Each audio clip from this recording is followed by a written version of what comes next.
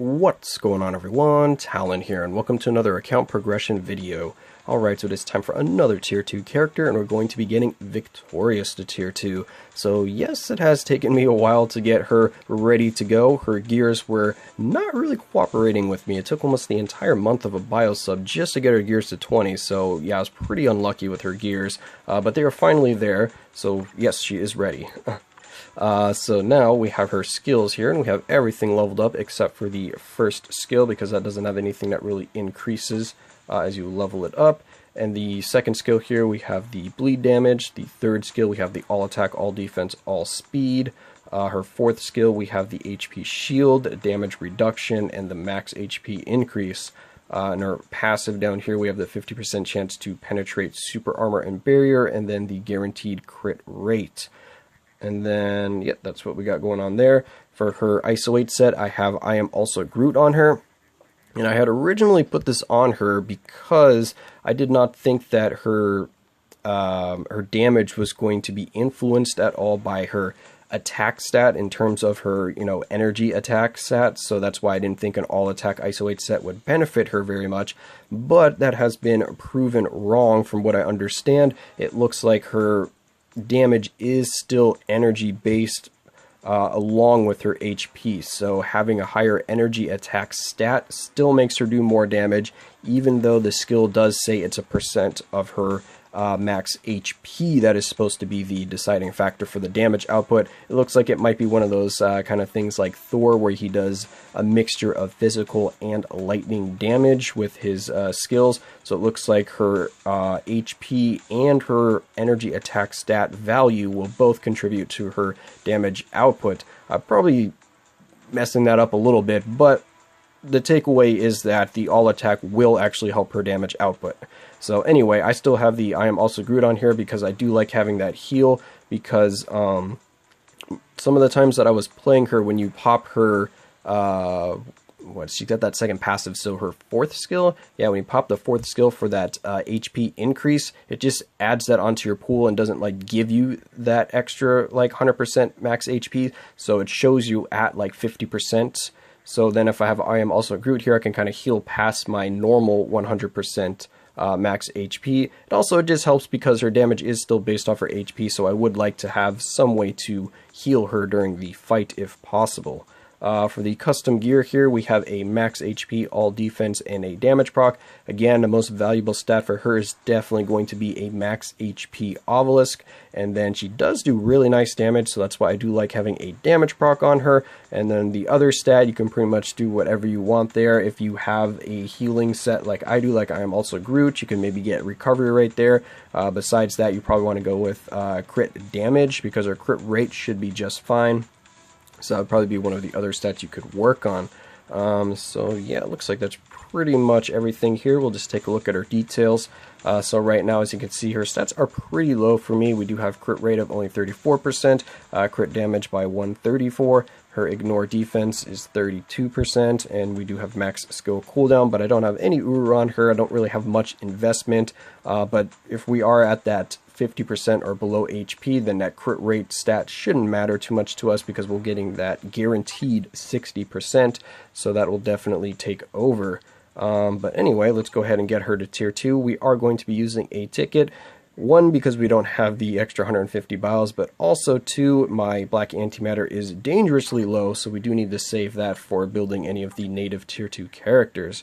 So, boom, there we go. Victorious is now tier 2. We have the Herald of Doom. So let's see what our tier 2 is going to give her. So her tier 2 is going to apply to self a 30% chance to increase crit damage by 100%, crit damage increase by 30%, and then increase guaranteed dodge by 30%. And I'm a little confused on her tier 2 passive right here in terms of how that increase to crit damage by 100% is actually applied, because of course, as you can see, there is no cooldown on this skill here. So I'm pretty sure that it's going to be as soon as you enter the fight, there is a 30% chance of your crit damage cap being increased by 100%. At least that's what I'm taking from it. I should have probably looked that up before doing this, but it doesn't look like you should be able to influence that during the fight because there's no skill or no cooldown on this skill, so it's going to proc just the one time. And if it doesn't go off when you start the fight, you won't get it. But if it does, then you'll have it for the entire fight, is what I'm understanding from it. Feel free to correct me in the comments if I'm wrong. And also, if you're watching this video, be sure to look at the comments, too, to see if I was right or wrong, because I don't want to give you any misinformation here. And then it enhances the skill of her, what's that? Veteran Champion? Laveran Champion? So it's supposed to be Labyrinth? Is that what I'm... anyway, we have the Goddess of Victory, and so that's her... Where is it? Right here. Yeah, her 4-star passive, and then it's going to give a 30% increase to HP to all allies now, whereas previously it was just for herself, and I believe it was only 15%, so I think it like doubled when you get her to tier 2. So yeah, definitely really nice there, because that goes to everybody, so she's just a good support character to help in terms of survivability. So yeah, now that she is freshly tier 2'd, all that's left to do is to try her out a little bit. So let's go hop into some gameplay. Alright, and we are back. So here we are at Corvus, stage 25 we're going to be trying out Victorious against. And yes, as you can see here, she does have her potential realized, so yes, I have used her a few times before this recording here, and that is because my original recording for some reason would not render out, so it looked like the file got corrupted or something like that. I didn't realize that until a few days later, and I was lucky enough to actually get her potential in just those couple days. So now I've got to re-record that so I can actually get this video out. So anyway, we are going to be using this team here, if I can speak. We have our own leadership with the 35% increase to all attack, and then we have a dual support going with her, because as I found out with my previous attempts with her, she does need the help. Her damage is not as impressive as I originally was hoping, and they were going 4 dodge ignore strikers and Scarlet Witch there for the mind control.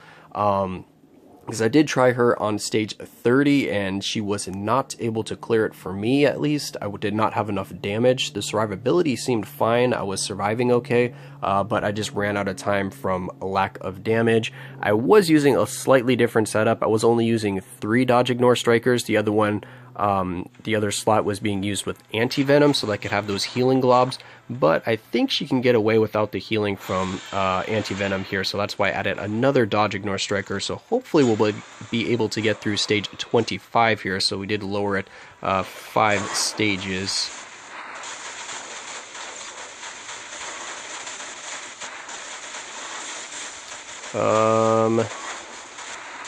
Yeah, I think the damage is looking a lot better going down 5 stages. Then again, I would hope it would. Oh yeah, the damage is a lot better. Stage 30 was like... Ah! Run away! Stage 30, she was taking like 2.5 minutes just to clear the first stage here. Oh, come on, Blade Twister.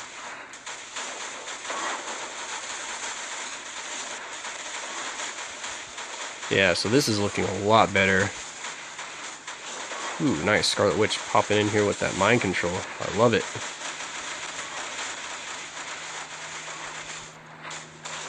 Got our invincibility up.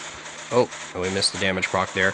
I've been trying to get the damage proc on the second skill because that one does appear to do the most damage out of her skills.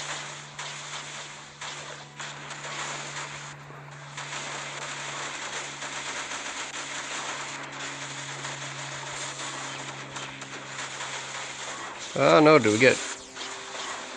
Yeah, we got snared by those blade twisters. Oh my god, stop with all the crowd control. These stage effects, man, these things are brutal. Got crowd controlled with the snare, and then we get freaking time frozen. And then we start getting hit multiple times, so I get guard broken. Fantastic. Alright, can you chill with these? Oh my gosh, run away from all that. Alright, yeah, so that's what, that's a good like 30-40 seconds quicker than when I was doing stage 30, because yeah, stage 30 it was like 2.5 minute mark I would hit this next stage here, so it definitely was running out of time.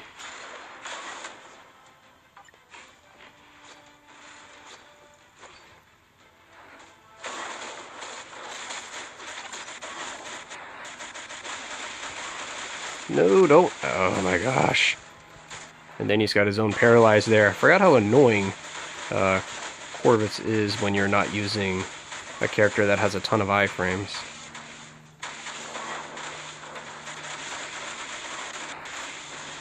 Well, we missed our damage proc there again, but we're still on pace here.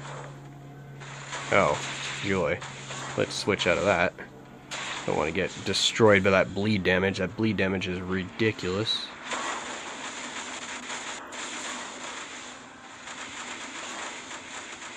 Alright, Corvus.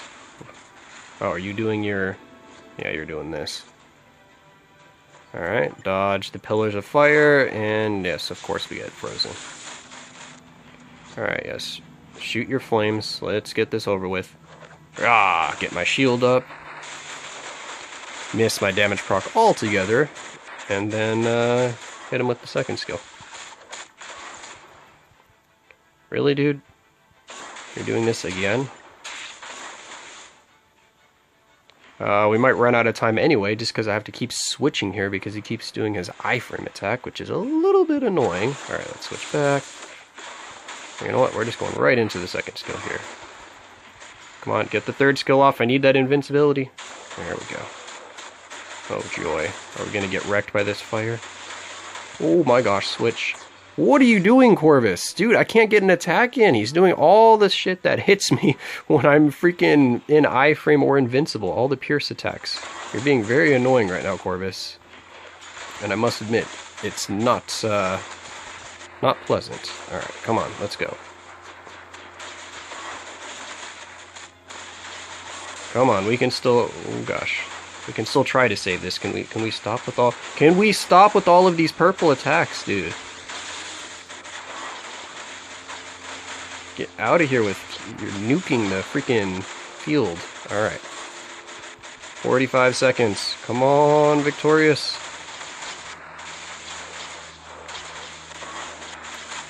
Yes, Scarlet coming in with the mind control. We're gonna have to use our team up here. Oh, I think we got it. Yeah, see...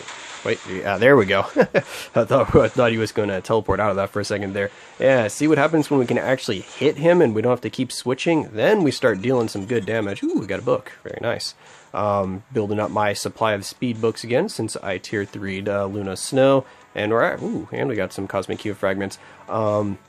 And I'm getting close to getting all 10 books back already. I've been quite lucky with those. But anyway, as you can see here, that was with double support, and this was only stage 25. I know my build on her isn't spectacular, but her damage seems a little low to me just from this initial kind of world boss testing that I've done, because I did play her like I said, I played her a few times before this, but of course the original video I was having problems with. It wasn't rendering, and then I didn't notice that for a couple days later, so I did get a few more clears in with her, and yeah, her damage wasn't really enough to push any higher stages.